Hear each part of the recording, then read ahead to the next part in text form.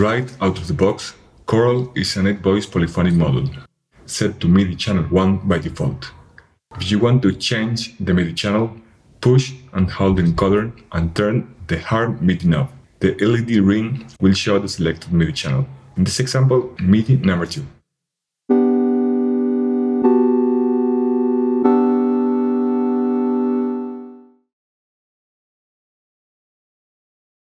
Coral has 8 voices, and each voice can be played in a different MIDI channel.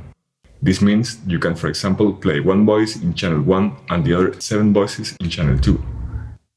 In the previous example, we have set MIDI channel 2 to all voices. Now we are going to select voice number 1 to MIDI channel number 1, so it plays the bassline. Push and hold the encoder, and while you hold it, turn until voice 1 is selected. The select voice will be indicated in bluish color. The encoder button is still held. We can turn the hard MIDI knob to assign a different MIDI channel.